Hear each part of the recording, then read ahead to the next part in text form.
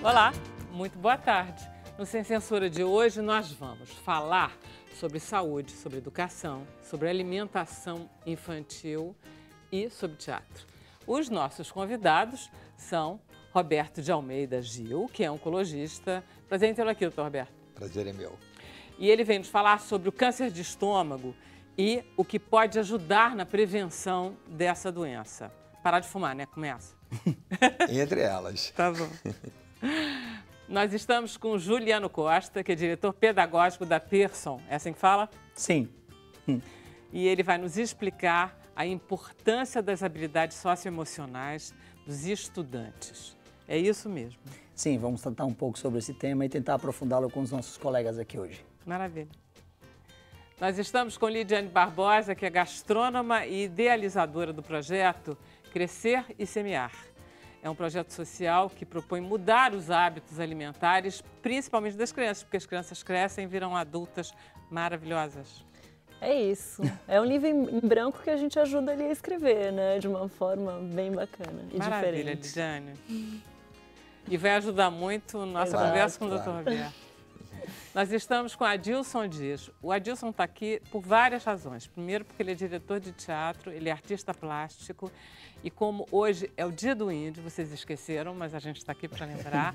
Ele escreveu e dirigiu o espetáculo Arandu, Lendas Amazônicas, que homenageia os povos indígenas e que está em cartaz no CCBB.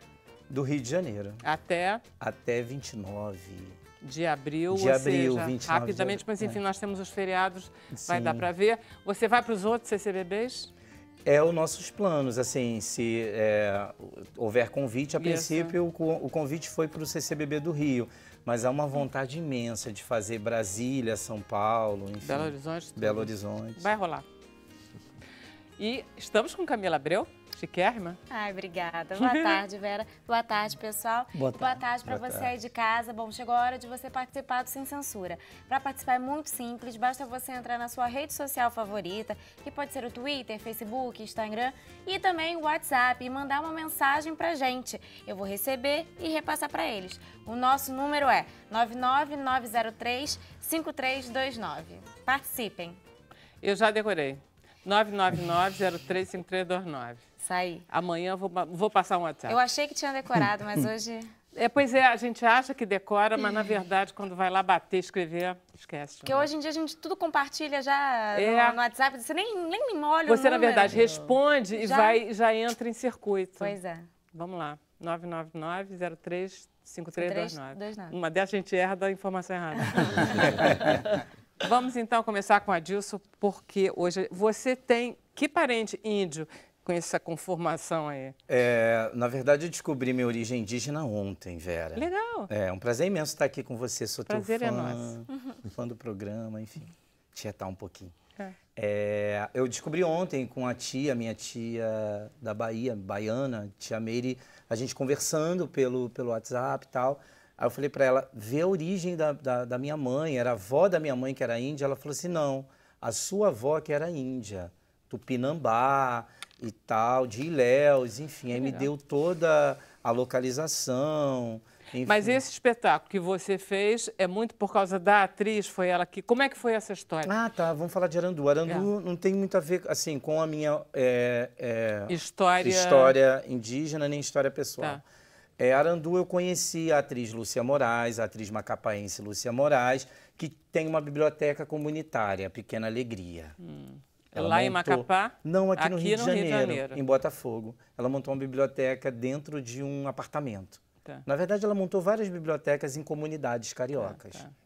E aí eu conheci o trabalho da Lúcia pelo Facebook, me apaixonei pelo trabalho e fui lá visitar a biblioteca da Lúcia. Quando eu cheguei lá, eu encontrei uma figura indígena e falava muito de Macapá, falava de Tucupi, falava de Tucumã, pé de Samaumeira. Eu falei, gente, o que é isso? Que vocabulário é esse? Eu vou fazer um glosário conversando contigo, Lúcia. E ela me contou que a avó dela, no interior de Macapá, sentava com ela na beira do rio para pescar e contava histórias para ela. E aí eu perguntei, que histórias são essas? Ela falou, são lendas indígenas, são lendas de... Aí eu fui pesquisar as lendas indígenas. Aí o que eu descobri, Vera? Que as lendas que os ribeirinhos contam hoje, elas passaram por uma certa metamorfose, que as lendas que os índios contavam tinham estudos assim mais uma outra trajetória. Tá, mudaram. Mudaram. Alguns personagens, um ou outro entrou. E eu entendia, na verdade, quando eu fui mergulhar nesse universo há 1 ano e meio atrás, eu me descobri um analfabeto indígena. Legal, né? Eu achava que o índio era aquilo que a escola me vendia, aquele risquinho no dia do índio. Cara, que nada. São mais de 200 etnias, 100 e poucos dialetos. E aí você acha que tudo no Brasil fala tupi-guarani e não é. Você tem os tupis, a gente tem os macro-Gs. Aí eu conheci 2 figuras. Eu conheci a Silvia Wayampi, que é amiga da Lúcia, que ela é a primeira indígena militar, mulher brasileira. Não, está indo muito devagar, já não vai conseguir contar a tua história também. É. Aí você fez um espetáculo com a Lúcia Moraes. Dentro dessa pesquisa toda. Para ela contar essas histórias. Isso. E aí o Centro Cultural Banco do Brasil, o CCBB, descobriu que a minha história de vida estava atrelada ao espaço. Aí o Danon, que é um dos curadores, enfim, lá do CCBB, do Centro Cultural, me ligou, falou, Adilson, a gente vai começar as comemorações de 30 anos do Centro Cultural Banco do Brasil e a gente quer saber se você aceita um convite de fazer um trabalho seu aqui. O que você está fazendo agora? Aí eu falei, eu no CCBB, aquele espaço que grandes artistas ficam em cartaz. Eu até assim fiquei meio... Mas eu fui lá conversar com ele, né? Aí falei do Arandu, eu estou fazendo um espetáculo indígena, estou ensaiando com uma contadora de história. A princípio o Arandu era para ser apresentado na escola de uma sobrinha da Lúcia. E aí o negócio tomou uma proporção maior e eu fui lá para o CCBB. Você está em cartaz lá, então vai até... Começou quando? Começou no dia 7 de abril e vai até o dia 29. E detalhe, tá lotando. Eu queria até pedir desculpa. Horário. O horário é 4 horas da tarde. Eu queria pedir desculpa a amigos, pessoas que estão me mandando mensagem, falando que não tem... Em que espaço do Banco do Brasil? Na sala 26, no 4º andar. Tá. É uma sala menor, ela não é tão grande. É uma sala menor, Na verdade, a gente bombou assim, o espetáculo, eu não esperava. A gente tem uma fila de espera... quase o mesmo tamanho de pessoas que estão dentro da sala. É uma delícia a história. Você fica lá, às vezes você entra, você consegue entrar. Já peguei muita fila de espera lá. Não, pra gente que é artista é um privilégio, por exemplo. Eu nunca tive CCBB é um luxo, né? É um luxo. Não, isso tudo, gente, é porque hoje de manhã eu assisti ao vídeo, tem no canal curta, manda todo mundo assistir. É um curta que ele está passando desde o 17 e que conta a vida dele. Em 5 minutinhos. Então, eu pedi para ele, você vai ter que contar a sua vida em 5 minutinhos aqui. Porque eu quero muito que você conte exatamente o que você diz. Se a gente não conseguir, vocês deem uma olhada no canal curto, é só por Adilson Eu falo Dias. aqui, falo... Como você quiser, minha filha. Então a gente O vai espaço fazendo é assim, todo porque eu não seu. estou sozinha. No dia, não sei mais quando foi, quanto tempo foi a chacina da Candelária. Foi no ano de 93. Em 93, foi uma coisa horrorosa. Foi. E você era daquele grupo de garotos. Sim. Você pertencia... Sim, eu vou chegar nesse assunto. Então, conta a história. Eu nasci na comunidade do Antares, em Santa Cruz. A minha mãe ela é remanescente da comunidade da Maré, das antigas palafitas da Maré, na década de 70. Foi morar no Antares, que era as casas da Coab. Foi morar lá no Antares, em Santa Cruz. Eu estudei no colégio Otelo de Souza Reis e com 10 anos eu já sabia ler e escrever. Isso eu estou falando no início dos anos 90. Então, no início dos anos 90, uma criança saber ler e escrever, os adultos ficavam assim, ele sabe ler, sabe... Ainda mais criança de comunidade, diga-se de passagem. Enfim, minha mãe mudou-se para o bairro Nova Cidade, em Uaíba, que era um descampado, uma invasão de um terreno ali naquelas fazendas de Uaíba, que só tinha aqueles descampado e a linha do trem. Então eu brincava muito na linha do trem. Aí foi ali que eu conheci o Jorginho, que engraxava sapato na Central do Brasil, que era um dos filhos da Dona Fátima. Era Jorginho, Leprinha, Cado, enfim, tudo apelido. E aí eu peguei e falei, Jorginho, eu quero engraxar sapato com você na Central do Brasil. Aí o meu irmão fez uma caixa de sapato e eu fui com ele.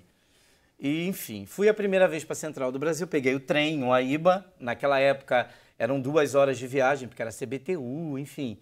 E aí eu cheguei na Central, o que eu conhecia era o centro de Santa Cruz, que na época era um ovo, eu não conhecia o centro do Rio de Janeiro.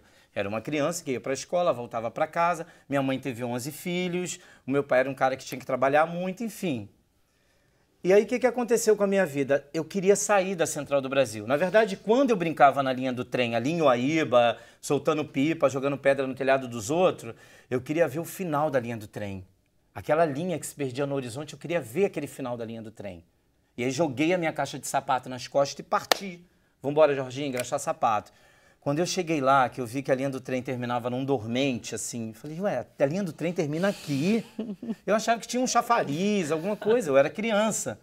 E eu falei, não, essa linha pra mim não terminou aqui. Parecia que alguma coisa dentro de mim me dizia que aquela linha seguia. E aí foi o que eu fiz? Um certo dia, já puxando cola de sapato, me entorpecendo na Central do Brasil, e apanhando também. Assim, a primeira noite eu dormi fora de casa. A minha mãe chegou, me deu uma coça e me prendeu. Depois, eu expliquei, porque eu estava voltando da Central do Brasil com dinheiro. Enfim, eu saí da Central do Brasil, comecei a peregrinar, andar pelo centro do Rio de Janeiro e cheguei na Candelária. Sem nunca ter visto a Candelária na vida. Na verdade, eu ganhei um piau, uma coça de uns moleques ali no Largo da Carioca. E aí eu fui parar na Candelária. Quando eu cheguei na Candelária, eu conheci o Cado e o Deco. Lá todo mundo tinha apelido, era Cado, Deco, Mama, Mancha. Você já era Bochecha? Não, eu cheguei lá, eles que me deram o apelido de Bochecha. Tá. E o Mama não é o Mancha. O Mancha é o Sandro do 174. Tá. Que conheci a Claudete da Costa, que eu falo que ela namorou o Sandro, ela fala que não namorou. Tá bom. E aí, enfim, conheci a Perna de Tesoura. E aí você viu o chafariz. Gambazinho. E conheceu todo mundo. Aí eu vi o chafariz, aí quando eu vi aquele chafariz, as crianças, todo mundo brincando lá. Falei, uau, eu tô num parque de diversão. Cheguei ali, eu era uma criança. E junto tinha um CCBB. Desculpa. E aí junto tinha o CCBB. Sempre ele chora nessa hora, porque ele é muito engraçado, né, Adilson? Porque é a coisa da criança, você vê que você era uma criança, né? Eu não posso chorar, que senão eu não consigo falar. Pois é. Aí vamos lá. Aí a tua mãe foi te buscar? A minha mãe foi me buscar 2 vezes na rua. Ela foi me buscar uma vez em Ipanema, numa galeria de esgoto, e em Ipanema, dentro de um restaurante, que foi um senhor que estava vendendo... Você tinha tudo para dar errado, né? Cara, foi punk. Vera, foi punk. Foi muito punk. Mas aí ela te levou para cá de volta? Não, ela me levou para Inhuaíba. Eu voltei para Inhuaíba, eu já estava com uns 13, 14 anos. Eu fui trabalhar numa padaria em Inhuaíba, porque meu irmão, ele era padeiro. Meu irmão Nino é padeiro. É aí que você assiste Caderno de Cinema? É aí que eu começo a assistir Caderno de Cinema com você e Diário de Teatro com Sérgio Brito. Olha como é que a TV... Educativa. Na época era TV educativa. Total. Me educou.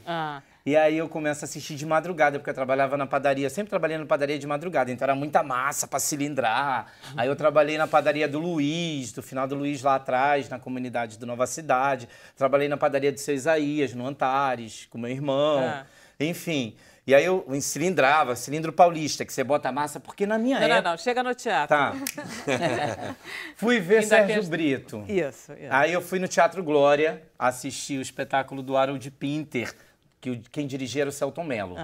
Aí cheguei lá no Teatro Glória para pedir ingresso. Aí tô lá e pedi ingresso pra menina, espera. A plateia entrando, a menina espera. Falei, quer saber, eu vou tacar uma pedra naquele vidro ali agora. Eu tava quase retrocedendo, sabe? Aquele pivete lá. Porque tem coisas que ficam na gente. A gente se ressocializa, mas você tem que tomar cuidado para não regredir. E aí eu peguei e falei, não, vou lá a última vez. Quando eu fui a última vez, gente, aquela foi a última vez que eu fui naquela bilheteria do Teatro Glória. Quando eu tô lá, eu falei assim, e aí, moça, tem algum ingresso? Aí ela virou e fez assim para mim, dá licença. Atrás de mim vinha aquele senhor que eu via na TV, com aquela barbinha branquinha, sabe? Eu sei até imitar o Sérgio Brito, todo mundo adora isso. Aí eu falo assim, aí ele olhou pra minha cara assim e fez assim, você quer o ingresso? Aí eu fiz assim. Aí dali, Sérgio Brito me deu o endereço dele, falou, me procura na minha casa. Aí eu falei, o que esse cara quer comigo? Eu, hein? Porque assim, eu vinha de tanta porrada na rua que todo adulto que me oferecia uma oportunidade... Era esquisito. Era esquisito, igual a juíza Thelma Fraga. Teve uma juíza que me ajudou muito, sem me pedir absolutamente nada em troca. E quando a Thelma me conheceu, falou assim, que Deus a ponha num bom lugar, que ela merece. Acho que ela já foi direto. A Thelma virou para mim e falou, Adilson, você quer uma ajuda? Eu falei, o que essa juíza quer comigo? Uma juíza? Acho que ela vai me prender. Adilson, eu tenho que ir para o intervalo. a gente fica o dia inteiro ouvindo Vai isso. ficar. Bom, o recado da peça está dado. Vamos lá. A gente faz intervalo rapidinho e volta.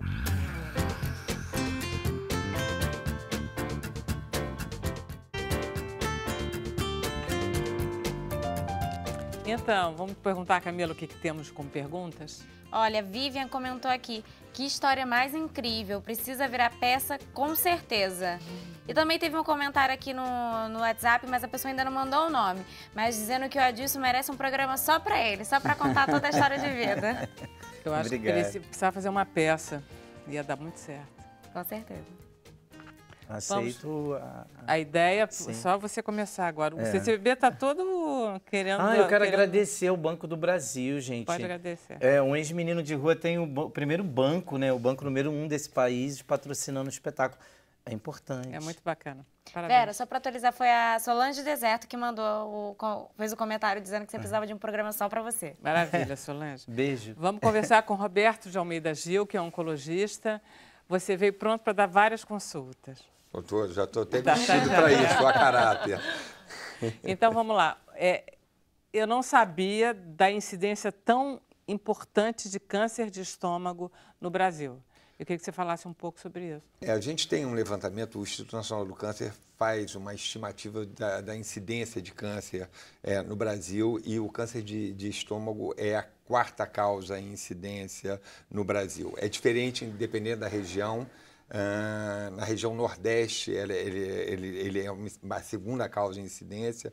No Sudeste é a 3ª, 4ª, diferente, um pouco mais incidente nos homens do que nas mulheres. E a gente tem um fenômeno com o câncer de estômago. O câncer de estômago foi diminuindo a incidência ao longo dos anos, porque talvez pela tecnologia da refrigeração, a gente foi mudando a maneira de conservar os alimentos. Então, e o câncer está ligado à conservação?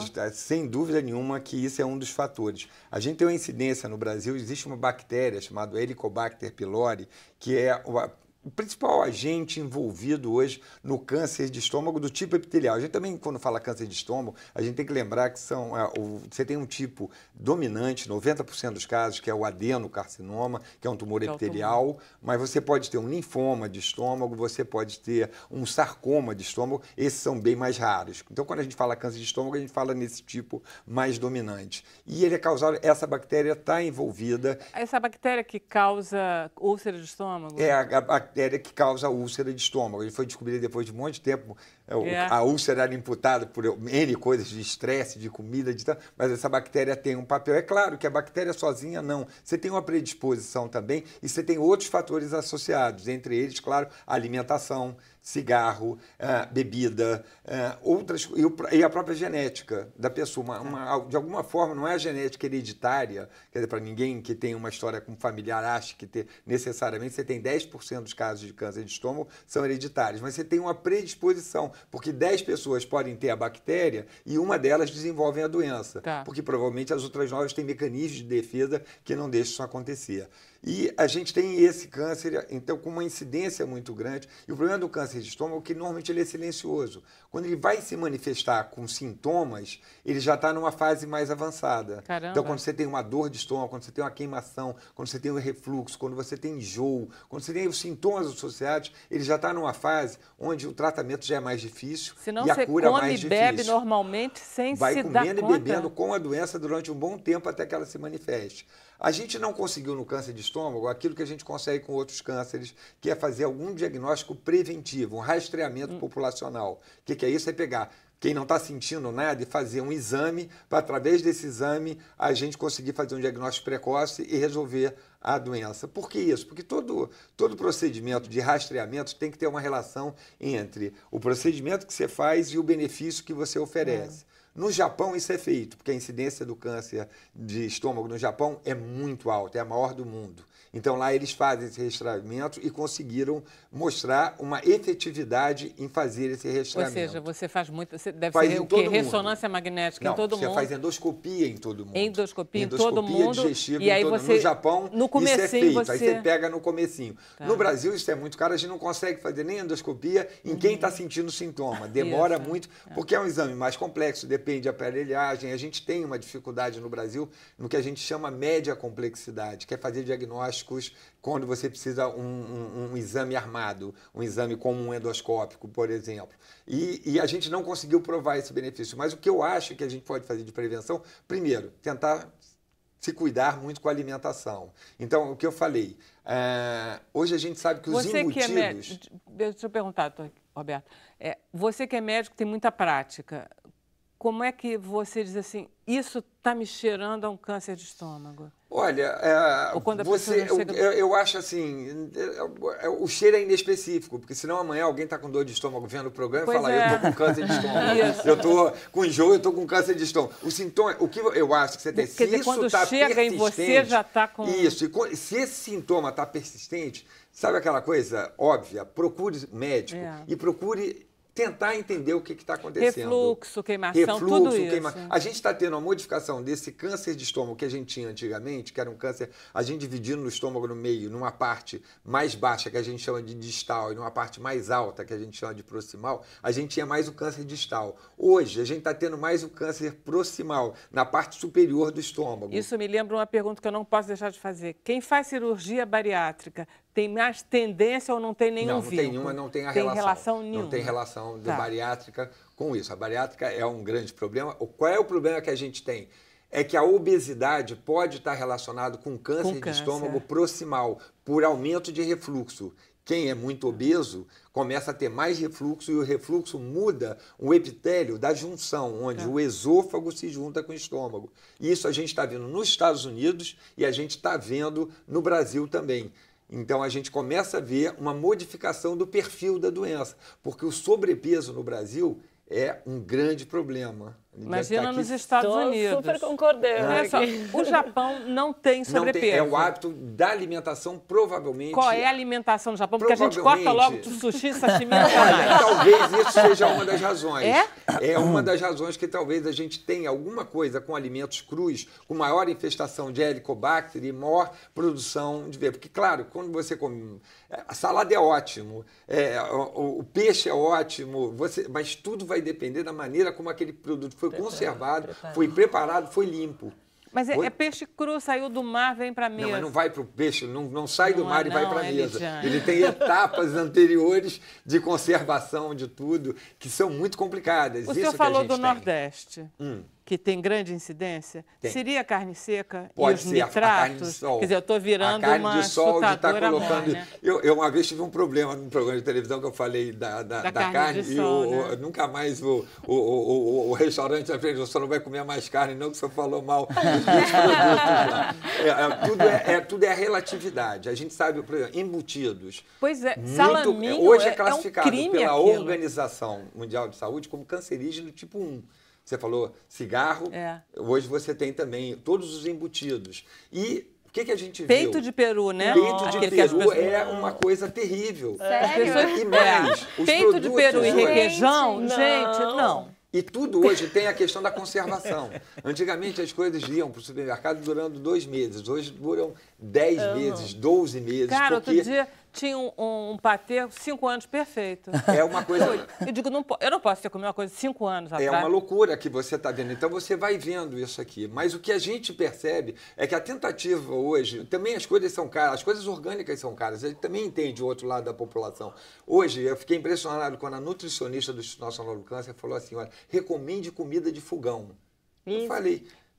Como comida de fogão? É porque hoje todo mundo vem com a comida, bota no micro-ondas, a comida preparada, a comida conservada, e você modifica. Você começa a perceber os seus hábitos da vida moderna, das coisas que são no seu cotidiano, como eles podem transformar e aumentar e te causar doenças graves que levam à morte. A verdade é essa. Eu acho que é descasque mais e desembale menos.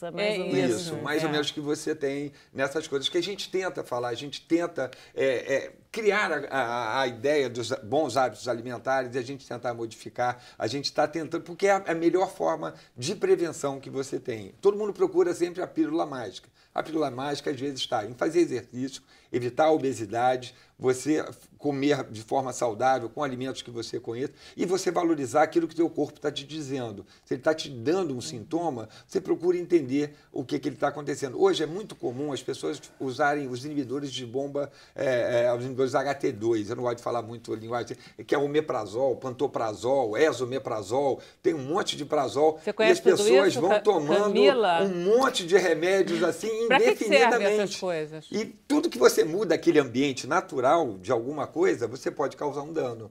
Então as pessoas iam tomando um remédio, iam na farmácia, compravam, tomavam. Agora se está criminalizando também todos esses remédios, o que não é bom também, porque as pessoas ficam sentindo um monte de sintomas e aí, não vou tomar isso não, porque eu li, eu ouvi, eu disse. Procura uma orientação específica, médica, que você vai ter uma recomendação. O médico de família hoje é o evento mais importante que a gente tem. Mas não existe eu sou oncologista. Isso mais, doutor Roberto. Mas eu acho que isso é um erro. erro da medicina. A medicina, como sempre, o paciente chega para mim, eu sou um médico especialista, mas antes disso ele passou toda uma etapa da evolução do processo dele médico que poderia estar sendo reconhecida, tratada, influenciada, orientada numa etapa anterior. Isso quem pode fazer é o médico que está perto das pessoas ali, e não um especialista que você vai lá já com um sintoma específico, com um tratamento específico, com uma coisa específica para você tratar. O tratamento oncológico, quando você tem um câncer, ele é extremamente dispendioso. Pois é, para quem descobre um câncer, digamos, ainda no início, o que ele vai fazer? A cirurgia é o tratamento curativo ideal. Seja ela uma gastrectomia total, a retirada de todo o estômago, ou a retirada parcial do estômago. Hoje, normalmente, a gente associa isso a outros tratamentos, quer seja a quimioterapia, quer seja a quimioterapia com a radioterapia.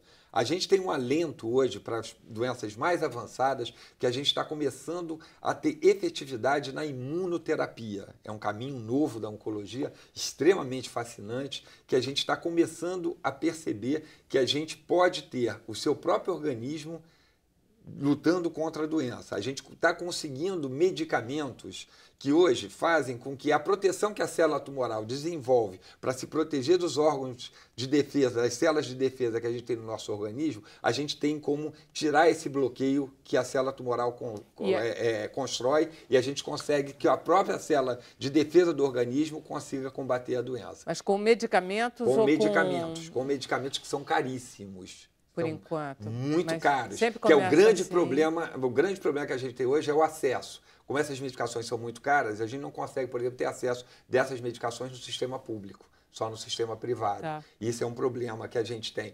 Conseguir que todo mundo tenha acesso. Mas o ideal é não deixar chegar nessa fase. O ideal é a gente estar fazendo um diagnóstico bem no início, e aí a gente tem pode cura. Superar. Aí tem cura. Tem cura mesmo, não vai Hoje dar. A gente tem que acabar com esse estigma. O câncer, hoje, ele é curável. 60% dos cânceres diagnosticados são curáveis. E o câncer de estômago é um câncer... O câncer que, se você diagnosticar numa fase inicial, você pode curar. O problema é que a gente está fazendo um diagnóstico muito tardio. E isso que a gente tem que tentar modificar. Ou seja, parar de fumar, parar de comer besteira... Comer melhor, não se engordar. Fazer exercício. Exercício não físico engordar, é fundamental, e valorizar aquilo que o teu corpo diz. Maravilha. Então, se você tem sintomas, procure Então, vamos chamar orientação. o próximo ator. O próximo ator é Lidiane, que vai entrar em cena e que tem esse projeto ligado à alimentação. Acho que hoje em dia já não consegue mais conceber a medicina sem estar junto de um... Né? Você falou da nutricionista do INCA, ela tem uma importância que não tinha antigamente. Era só para dizer, tem intolerância a algum remédio? E não, hoje em dia ela Ela ilumina o caminho das pessoas. O nutricionista virou um ator social mesmo, né? Eu Muito acho, bom isso. levantando essas bandeiras, levantando sua voz e mostrando o que deve ser. Essa questão da comida de fogão, ela é muito importante, que é a comida de verdade, que a vovó fazia antigamente, né? Eu acho que após a Revolução Industrial, a gente procurou muito saquinho, muito pacotinho. Você é do Sul. Não, eu sou de Santos, mas Santos, hoje moro em Blumenau, Santa Catarina. Pegou o sotaque de Santa Catarina. Né, exato. Hoje moro em Santa Catarina. Peguei? Pegou. Mas eu viajo tanto pelo Brasil. Pegou, as minhas eu sabia filhas que você era de super... Santos. Estou dizendo engraçado, tirou de São Paulo, não. Isso, está pegando. Mas é uma delícia. Eu adoro esse sotaque pois lá. é. Mas é verdade que você já foi gordinha? Fui, tive anorexia.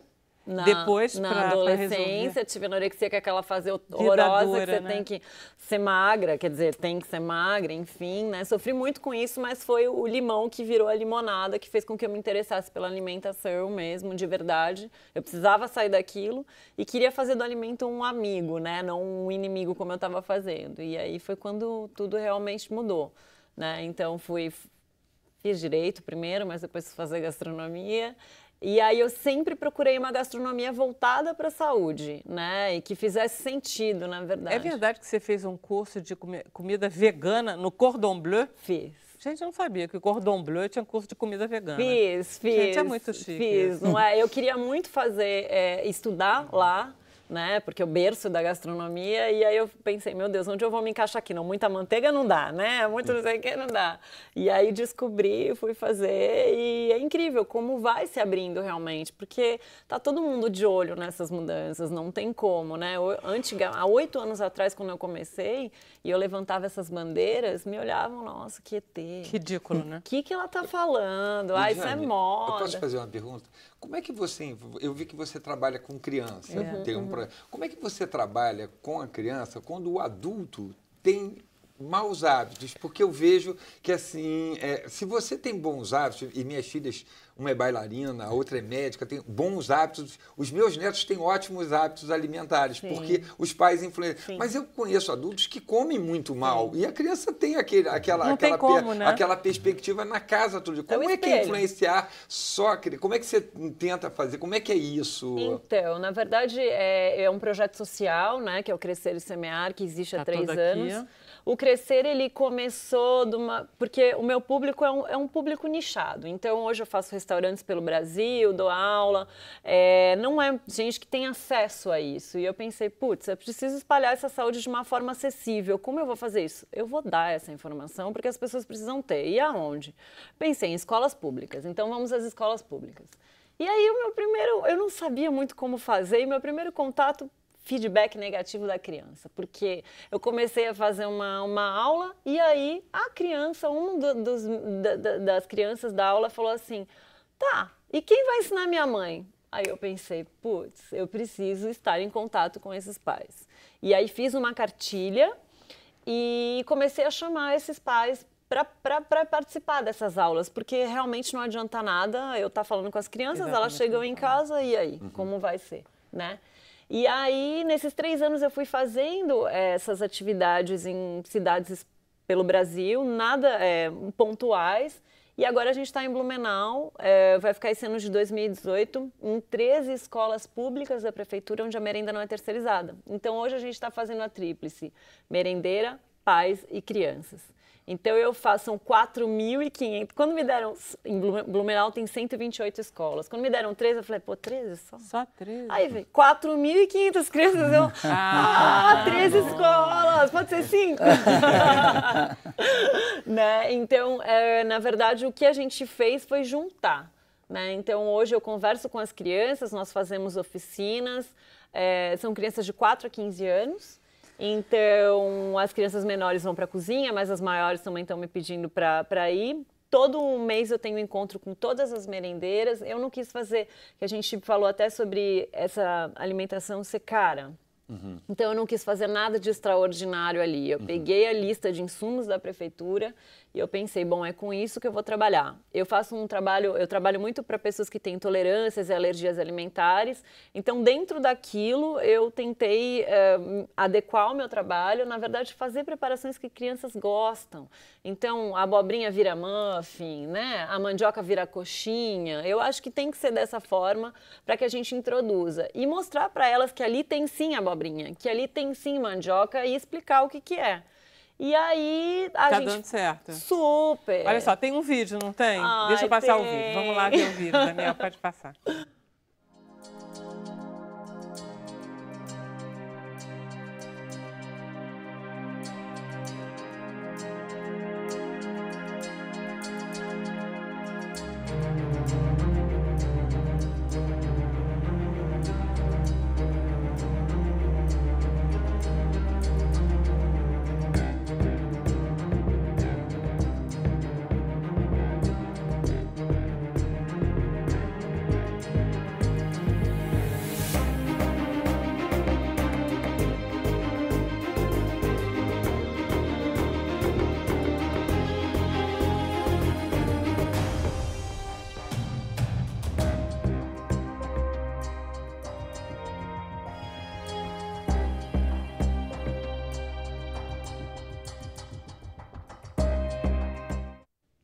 Uma delícia, uma pena que não tenha nada e você aí não foi falando e a gente não pôde ver as imagens, mas eles adoram.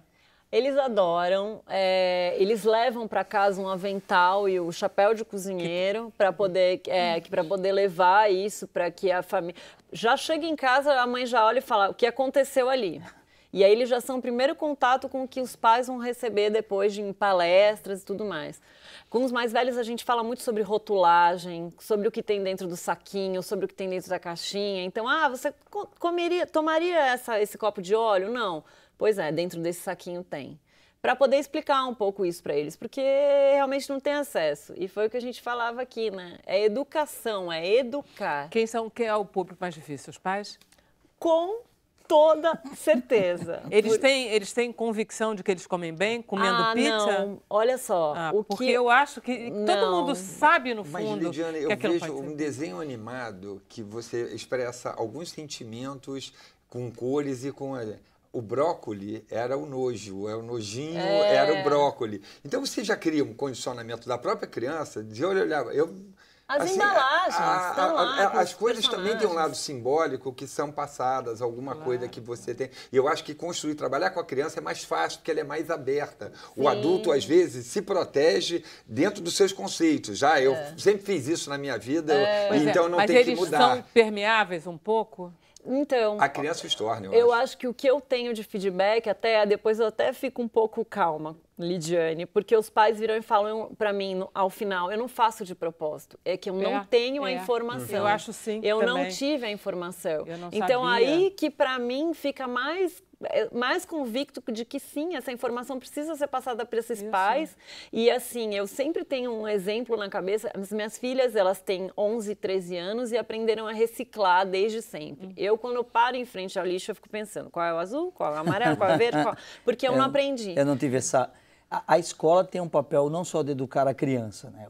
Sempre teve um papel de educar a família também. Exato. Só que no Brasil a gente não tinha famílias educadas nos anos 80, 70. O mundo não estava educado. E agora ainda. nós queremos educar os pais. E, Jane, me dá a forma de contato com o teu projeto. Bom, vamos lá. Nós temos o site, né, que é o www.projetocrescersemear.com.br.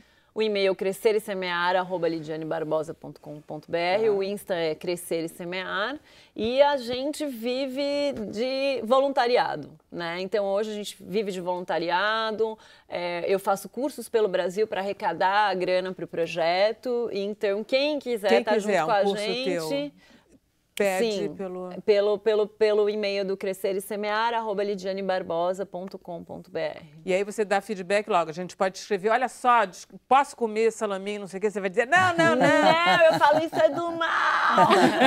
Agora, posso fazer um agradecimento à Universidade Federal de Minas Gerais. Eles foram até Blumenau, também através de voluntariado, pesaram todas as crianças, mediram todas as crianças merendeiras também. Não que eu ache que isso seja importante, significativo, Mas para a gente transformar esse projeto em projeto piloto, a gente precisa ter um resultado efetivo. Isso. E é isso que a gente está fazendo. A gente vai evitar que a obesidade infantil está crescendo muito. Eu acho que a Michelle Obama, quando foi nos Estados Unidos fazendo um programa de alimentação, isso tem um impacto enorme. Eu acho que as pessoas públicas hoje têm que olhar alguma coisa e tentar modificar esse perfil. Sim. A gente não pode ficar assistindo esse aumento de peso aí das crianças muito cedo, muito precocemente. Abaixo a pizza. Não pode dizer isso. Não, dá pra comer pizza. É uma delícia. Dá pra comer pizza, é só trocar os ingredientes. Não pode comer refrigerante. Enfim, comer pelo amor de Deus. Não pode ser a Preta Gil também. Vamos lá no Crescer e Semear. Isso. Vamos ao intervalo, rapidinho.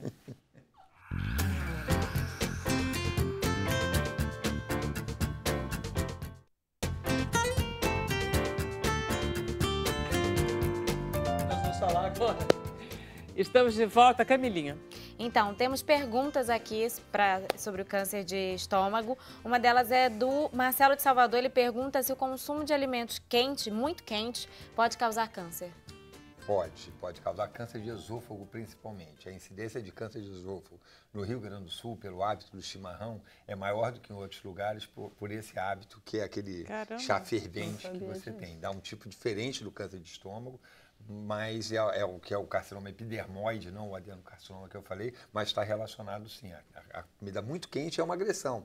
Toda agressão causa uma inflamação. Toda inflamação pode causar uma modificação do tecido e isso levar a uma alteração, uma mutação, e essa mutação pode provocar Existe uma temperatura ideal para se tomar líquidos quentes? Não existe uma temperatura. Quer dizer, esse é um hábito. O chimarrão, a gente fala, porque é um hábito que é contínuo. A pessoa fica no dia a dia tomando chimarrão e o chá quente que eles chamam, né? É uma delícia. Isso vai provocando ali. Aí essa permanência continua. Eu acho que tudo é o bom senso, uma coisa não tão quente, nem tão gelada, não ali, uma coisa que você vai tendo mais uma temperatura normal.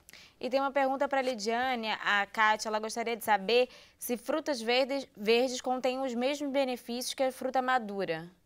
Então, depende muito. A gente está falando aqui sobre o câncer do estômago, esôfago. Existe a biomassa de banana verde. Não sei se alguém aqui já ouviu falar. Muito. Que é um excelente... Bela Gil, não fala em outra coisa. É um excelente alimento, é super protetor, né? Regulariza a microbiota. Então, muitas vezes os verdes são melhores do que o maduro, só que a gente acaba não consumindo. Porque a gente procura o quê? O açúcar, né? Porque quando ficar maduro, a frutose está ali e se transforma em açúcar. Então, mas sim, com certeza. Entendi. Vamos conversar com Juliano Costa e para dar um tom mais brasileiro à nossa conversa, é de Alagoas? Eu sou alagoano de Maceió. Olha só, olha o sotaque bonito, não é não? E a cor da pele também. A cor da pele também é de Alagoas? Moro em beira de praia, só o reflexo da praia. É mesmo? Não, estou brincando. Eu tenho que concordar, né? Eu estou extremamente preocupado agora, porque eu sou nordestino, gosto de peixe e carne seca e gosto de comida quente. Doutor, ao final desse evento, por favor, vamos começar ali fora, porque vocês têm muito cuidado com o que está acontecendo aqui. Olha, eu faço carne seca com o coração da bananeira, então, ó, já melhor. Mas, Juliano, você trabalha com educação, você tem uma origem na educação. Você não é um administrador, você é professor. Eu costumo dizer que eu sou professor e estou como um cargo executivo dentro da Pearson, mas eu sou professor de História e Filosofia, e eu tenho mestrado em Educação Brasileira pela Universidade Federal de Alagoas e trabalho dentro da área da educação há 20 anos. A Pearson é uma grande empresa. Outro dia eu passei pela... Qual é aquele curso de idioma? O ISA. O ISA... By Pearson. By Pearson. Sim. Estava lá. Nós somos a maior empresa de educação do mundo. Isso. Nós estamos em mais de 40 países e temos mais de 30 mil funcionários pelo mundo. E, recentemente, nós resolvemos endossar todas as instituições de educação que são nossas com o endosso By Pearson para as pessoas saberem. Eu estive na Índia há 45 dias atrás e a gente tem todo isso no global para você saber que você pode confiar nessa Se é um empresa selo de qualidade. É um selo de certificação internacional para nossos produtos educacionais. Você estava falando de quantos estudantes nós temos no Brasil? 48 milhões em educação básica, sendo 40 milhões na rede pública e 8 milhões na rede privada. Educação básica, educação infantil, ensino fundamental e ensino médio. E você acha que nós temos que fazer o quê com essas... O que eles têm que aprender? Bom, que é a escola? Historicamente, a escola sempre foi um ambiente na qual o sujeito é apresentado ao conhecimento acadêmico. Na educação infantil, ele é ajudado no processo de socialização, mas ele tem que se apropriar de matemática, história, geografia, filosofia e tudo mais. Porém, nos últimos 30 anos, internacionalmente, e nos últimos 10 anos, nacionalmente, as demandas da sociedade moderna foram se tornando muito complexas, né? Os novos arranjos familiares, como poucos filhos, pais muito envolvidos em trabalho, casamentos em divórcio, pais e filhos, mães e filhos, avós e netos, pais e filhos, mães e filhos, tornaram aquele acompanhamento do estudante, aquela vida escolar e a vida social menos efetiva. Não há mais a linha do trem, não há mais a pipa, não há mais o bochecha. Então, nesse cenário em que essas relações sociais que constituíam o caráter e o sujeito foram se desintegrando, ficou um vácuo aí nesse meio de ética, cognição social, emocional, desenvolvimento emocional e preparação para o exercício da vida em sociedade. Eu acho que eu vou tentar contar uma historinha. Eu acho que o mundo melhorou tanto, eu acho que os pais melhoraram tanto. Vamos analisar isso. Você não está errada, mas também não está certa. O que isso quer dizer? Obrigado, professor. Isso parece bem contraditório, mas vamos olhar os dois lados, né? A primeira coisa é assim, os pais se tornaram mais conscientes da sua realidade, das suas falhas, das suas necessidades de estar com seus filhos, de acompanhar o processo escolar. Mas eles não conseguem, por uma relação muito simples. O trânsito, o trabalho, a mulher. O fato da mulher ter inserido cada vez mais fortemente no mercado de trabalho, viajar, trabalhar e tudo mais, e o pai não ter voltado para casa, deixou a criança com quem? Fundamentalmente. Aquelas nossas empregadas domésticas dos anos 80, elas não existem mais. Deus é pai. Graças a Deus. Elas também cresceram. Só que neste vácuo, a escola continuou ensinando matemática, história, geografia, mas as crianças, por exemplo, chegaram aos 15 anos com a maturidade de 9, um adulto de 22 com maturidade de 15. O conflito, ele não é tratado, ele é evitado, as relações emocionais, enfim. Hoje, a escola recebeu, e inclusive agora pela Base Nacional Comum Curricular, a incumbência de também preparar as crianças no aspecto socioemocional. Então vamos tentar clarificar o que é um aspecto socioemocional. Do ponto de vista cognitivo, é ter capacidade e atitudes de se posicionar perante problemas, de tomar uma posição frente a uma divergência, de ser capaz de escutar o outro, entender os argumentos e devolver sem entrar no conflito, sem entrar numa agressão verbal ou física ou de qualquer maneira. Do ponto de vista ético, se posicionar perante a justiça. Todos os casos que foram falados aqui, tudo de uma maneira isso ou de outra, está na Base Nacional Curricular? A Base Nacional coloca, ela não é um currículo, isso é um primeiro ponto.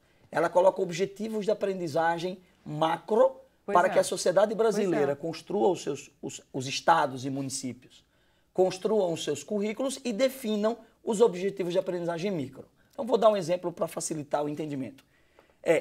Um dos objetivos é preparar os estudantes para adentrar no mercado de trabalho, ter uma postura de resolução de problemas e proativa na solução das questões que envolvem o mundo social.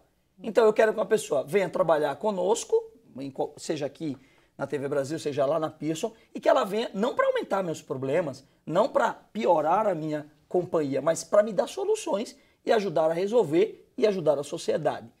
Isso tem que ser ensinado hoje pela escola. Mas a gente aprendia isso lá na Candelária, com os amigos, com as interações que a gente tinha. Eu também nasci numa família relativamente pobre. E eu tive... Todo pobre tem muito amigo. E eu tinha muito atrito, porque eu tinha 38 amigos. Então a gente brigava no campinho de futebol, brigava em empinar a pipa, brincava na bola de gude e se resolvia. Hoje, a vida condominial, a vida na sociedade altamente urbanizada, ela evita em grande dimensão todas essas relações de conflito e de sociedade. E elas não podem ser reproduzidas num videogame. Eu costumo dizer que o Google te ensina muita coisa, mas ele não te ensina a enfrentar uma decepção amorosa. Você não aprende a viver no Google. Você aprende a viver, como dizia Carlos Drummond, vivendo. Então, nesse processo, a escola precisou trazer para o seu currículo, e a base veio reconhecer isso após a sociedade começar a tratar disso, para dentro da legislação. Então, por exemplo, como é que nós ensinamos as crianças a ouvir o outro? Como é que nós ensinamos as crianças a terem empatia pelo outro?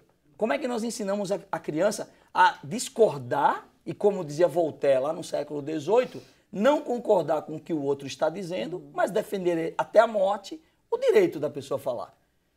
Dando um exemplo concreto, como é que nós podemos colocar lulistas e bolsonaristas um do lado do outro e eles dialogarem? Essa é uma questão fundamental da sociedade moderna. Como colocar veganos e carnívoros um do lado do outro e eles dialogarem e se entenderem, e ainda que eu continue vegano e você continue onívoro ou carnívoro, tá ok, tudo bem, não tem problema. Então, essa missão nova da escola, que é uma missão que foi atribuída a ela por essas novas configurações sociais, novas configurações contemporâneas da vida moderna, né, de ter menos filhos. Impressionante, né? Você falou que é de uma família de 11 filhos. Você não tem uma família, você tem uma tribo. Hoje eu tenho um filho só. Exato. E este um filho só, você ainda talvez não consiga dar a atenção que a sua mãe deu a você. Não, na verdade eu tô morrendo de saudade dele.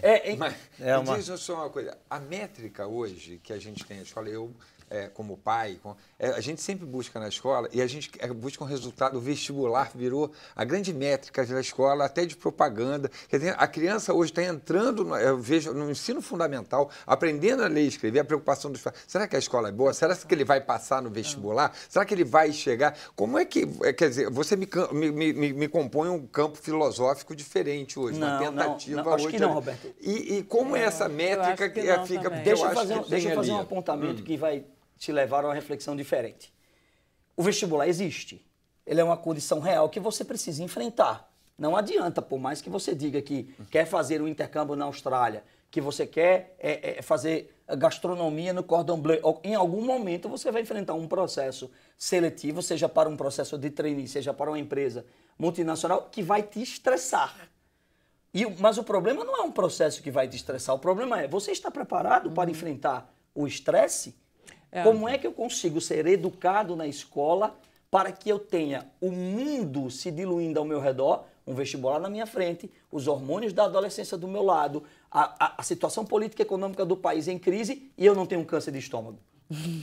Essa é a condição socioemocional da escola.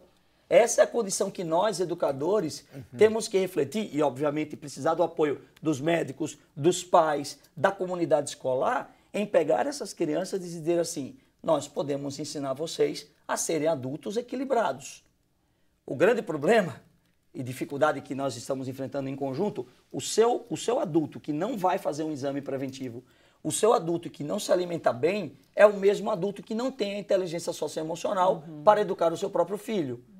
Então, hoje, nós estamos cada vez mais entendendo que o papel da escola é educar a criança socioemocionalmente e educar os pais também.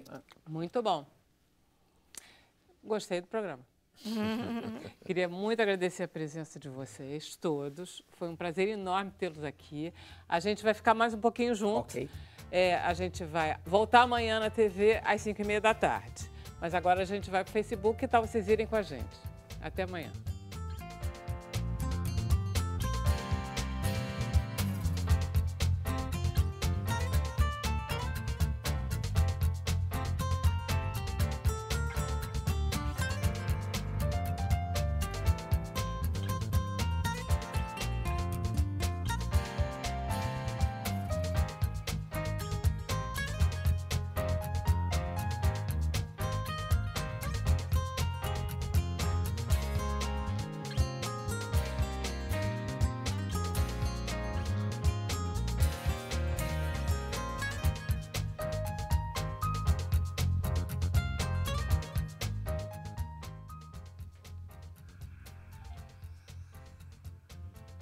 A gente está no Facebook agora, não está?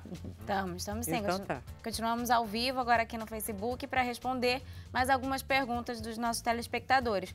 Uma delas é da Natália. Ela pergunta se é por isso que tem tanta gente procurando terapia, pois não aprenderam inteligência emocional. Você concorda? Vamos compreender uma dimensão simples entre a educação socioemocional e as questões psicológicas ou psiquiátricas, né?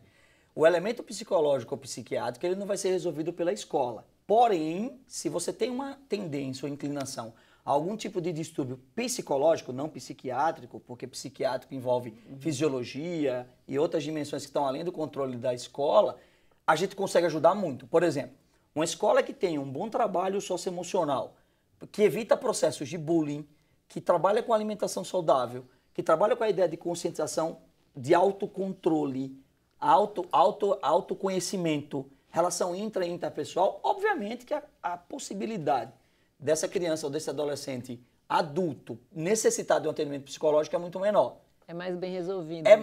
No final das contas, uma educação socioemocional é isso, é você se tornar um adulto autônomo. Mas você, assim, até onde hoje as coisas, a gente vive uma sociedade de excessos também. Eu, às vezes, tinha uma preocupação na escola dos meus filhos, que era uma escola progressista, da questão do bullying, por exemplo. Até onde vai uma coisa natural da criança de estar, e até onde também o adulto está transformando em bullying uma coisa que elas resolveriam por elas mesmas. Essa discussão, não, essa dosimetria, eu vejo assim, eu acho deixa eu colocar uma opinião técnica.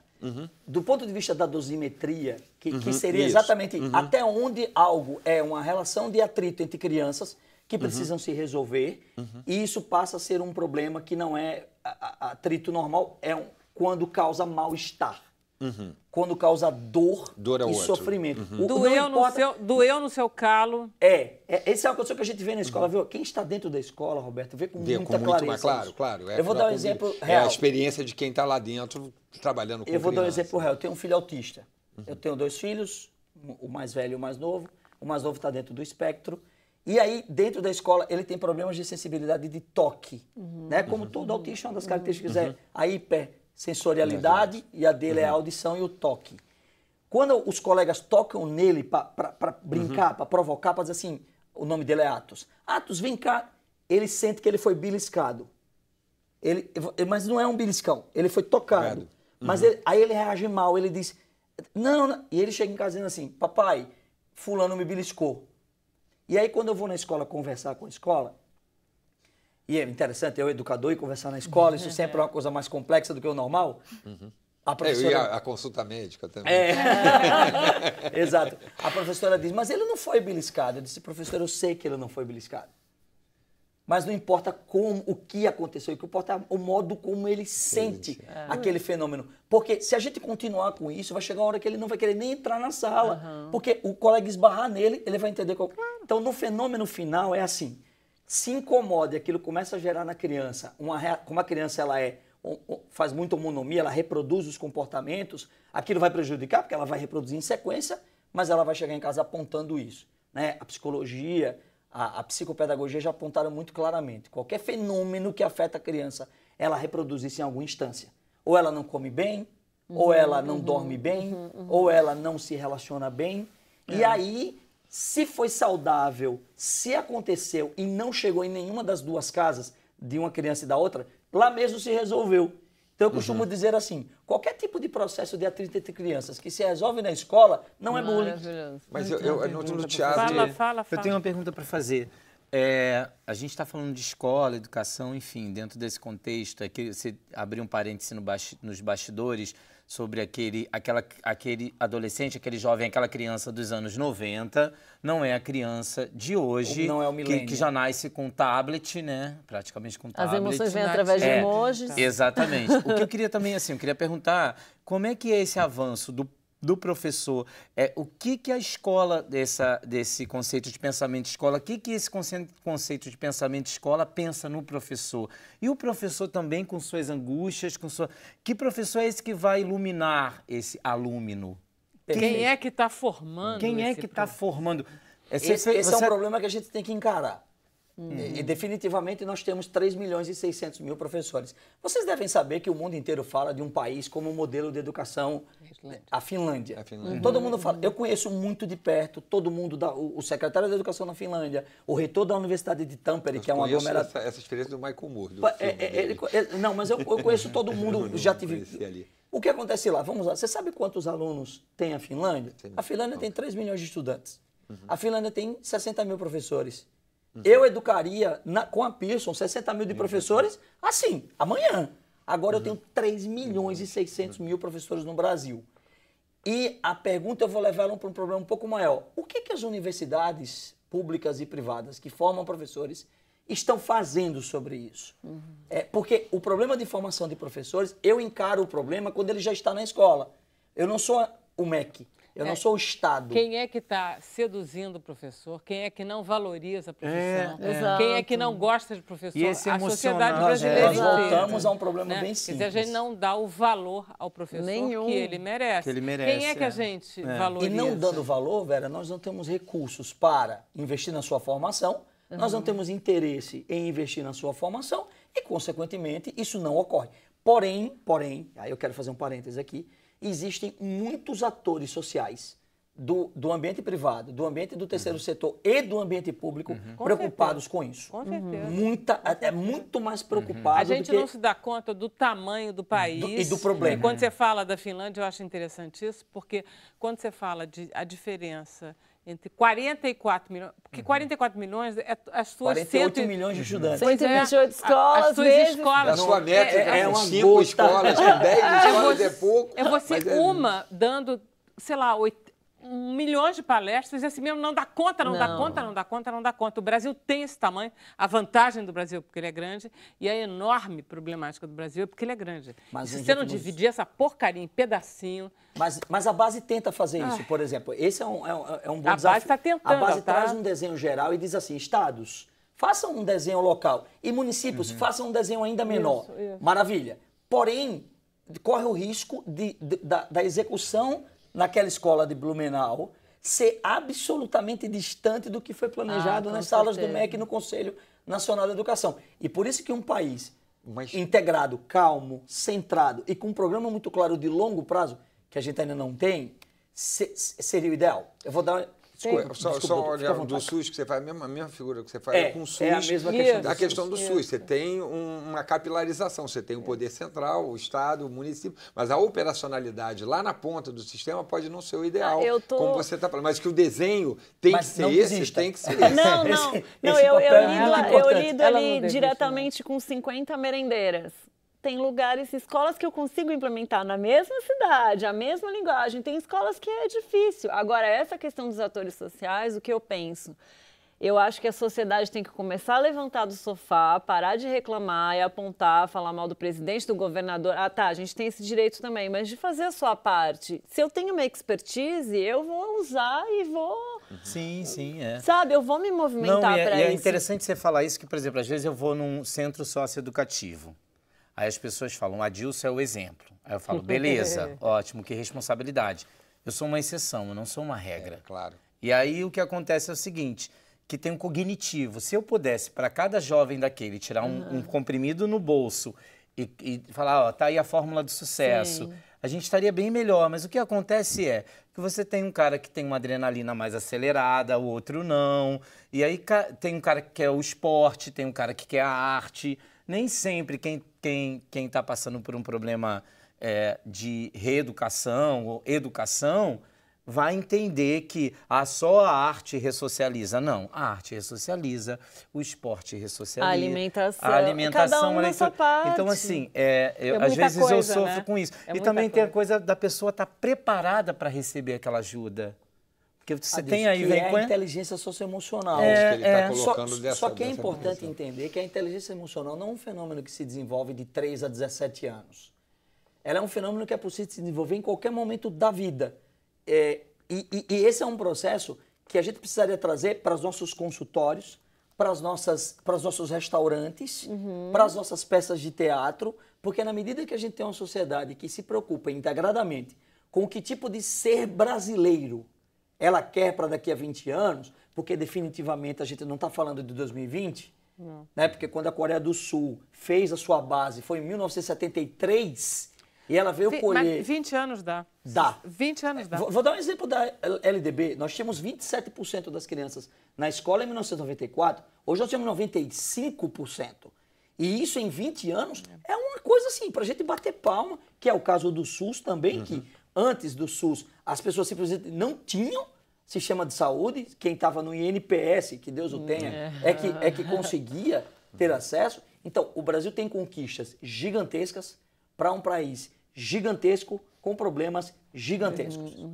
E eu quero agradecer, e todos nós, a oportunidade de estar aqui e poder falar sobre isso, para dizer assim, tudo tem jeito. As coisas são possíveis de serem feitas. Agora precisa de jeito. Você falou do tamanho do... Que no teatro, na gastronomia... Você falou do tamanho do desafio. O Brasil é o único país com mais de 100 milhões de pessoas que tem um sistema universal de saúde. Isso é fantástico. A gente não conseguiu passar uma pergunta, né, Camila? O papo tá tão bom, tá todo mundo aqui encantado com o Juliano. Os telespectadores devem estar dizendo assim, gente, e eu poxa, aqui? E eu? Mas eles estão aqui, poxa, que oratória maravilhosa, que educador maravilhoso.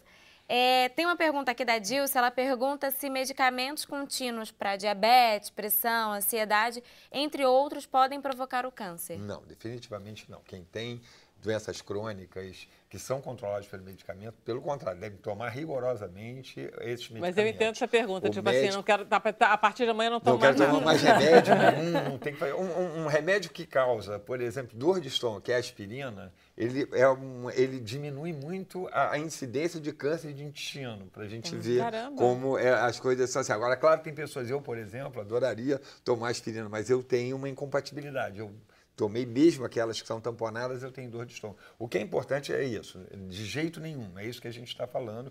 As pessoas devem não se automedicar, mas também não pararem o tratamento indevidamente, manterem o seu tratamento regularmente. Acho que o mais inteligente ainda é não chegar no chegar tratamento. a isso, exato. A síndrome metabólica, quando a gente fala de obesidade, a gente fala de síndrome metabólica, a gente fala de síndrome, porque é isso, vai dar desenvolvimento de diabetes tipo 2, vai dar problema cardiovascular, vai dar refluxo, vai dar uma série de sintomas, depressão, uma série de coisas que você tem.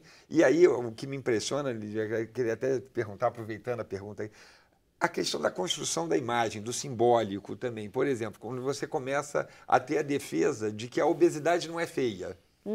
Entendeu? Que a obesidade é um valor. Eu sempre venho ao cinema, eu gosto muito de cinema, daquele O Amor Não É Cego, que a pessoa era muito gorda e via como uma menina magrinha.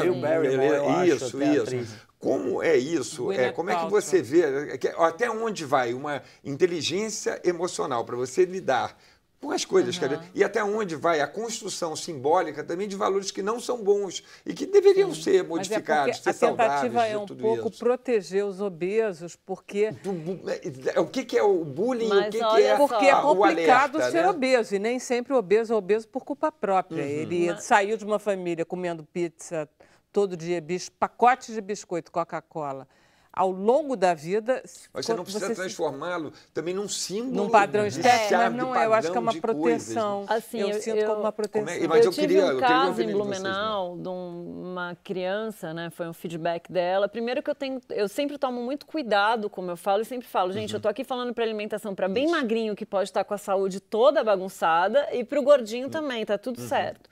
E aí eu conversei e fiz oficina, o menino tinha 10 anos, terminou a oficina, ele virou para mim e falou assim, obrigado por ter falado de um assunto tão delicado para mim, com tanta delicadeza também, eu vou guardar esse avental para sempre. Então eu acho muito isso, né, de como a gente expõe isso, sabe? Em nenhum momento a gente...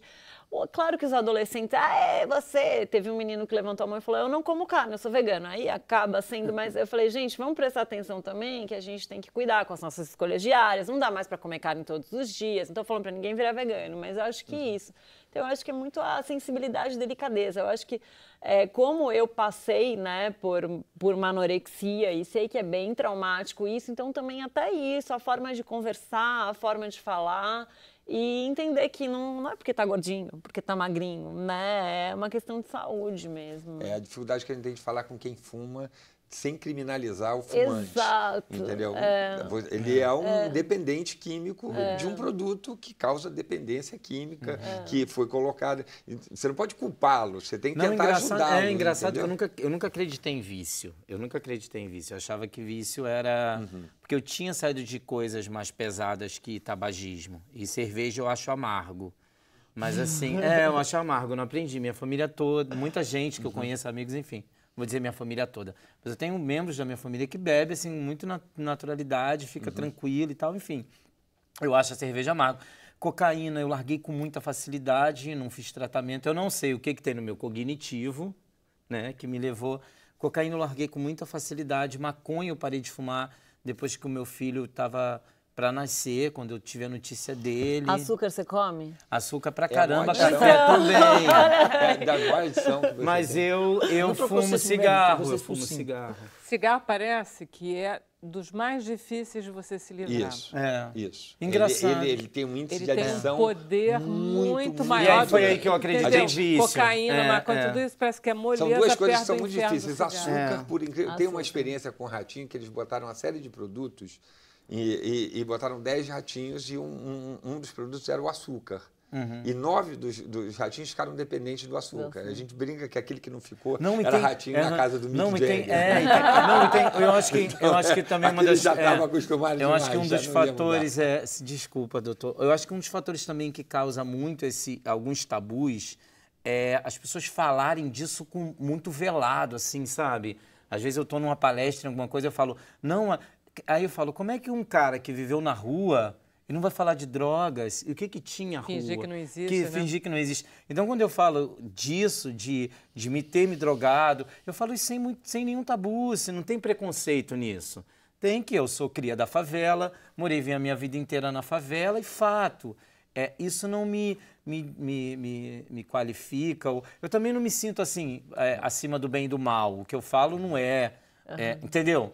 Mas eu acho que, tipo, eu acho eu tenho até muito medo de falar, eu tenho até muito medo de falar, porque hoje... Obviamente. Porque você conseguiu resolver muito bem os problemas. Quando a gente vai para a escola, e desculpa a fala, mas eu acho que tudo se resolve, tudo se complica na escola. Porque ela é metade da nossa vida acordada, até você virar adulto. Você passa um terço da sua vida dormindo, um terço com a família, passava, e um terço na escola. Hoje você passa 2 terços na escola.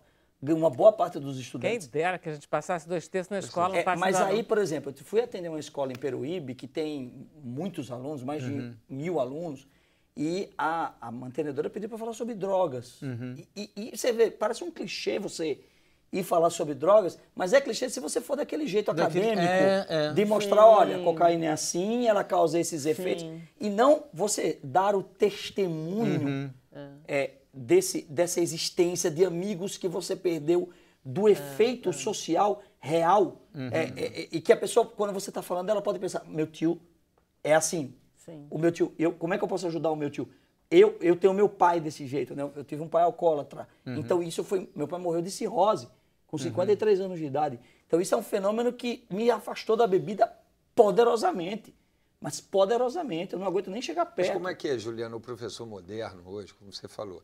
Você falou que ele passa 2 terços na escola, mas as crianças também hoje têm... tablet, tem telefone celular, tem informação, chegando Adoro um esse mundo exemplo. de informação Gente, ao eu vou mesmo ter que terminar tempo o programa. A gente pode continuar conversando, mas posso eu só tenho que fazer deixar... uma frase final sobre a questão do Dr. Roberto? É assim, Salomão na Bíblia dizia assim, ensina o caminho que teu filho deve andar e ele não se desviará. Não é o tablet, não é o celular, não é a televisão, não era a Xuxa nos anos 80. E eu acho que essa frase cabe para todo mundo aqui. Com certeza, gente. Ensina a criança o caminho que ela deve andar e ela não se desviará. Vera, temos um site colaborativo de professores, tá? Ele é aberto, ele para toda a comunidade, é Entretanto Educação. Entretanto Educação é um site que os professores, que os educadores, que os doutores, que os nutricionistas, que os atores, por favor, podem escrever para ele, e ele está para toda a sociedade brasileira, ele trata de vários temas que nós abordamos aqui, e eu convido todo mundo a ir até lá. E eu compreendi perfeitamente por que a Pearson contratou você. Cara, você é muito talentoso. Só para dar um último recado, que amanhã a gente vai falar sobre o fim do registro profissional do ator. Então, se você tiver algum recado, alguma mensagem para mandar, manda para o nosso WhatsApp, que é o 99903-5329, que a gente vai exibir aqui. Maravilha. Você podia fazer isso, Adilson. Amanhã liga pra cá. Ligo, sem dúvida. Faz um videozinho. Faço e te mando, eu faço. Beleza. E olha que eu ainda não me pronunciei a respeito. Ótimo, ótimo. Vou adorar. Promessa, hein? Promessa. Amanhã vocês estão de prova. Até amanhã, 5h30.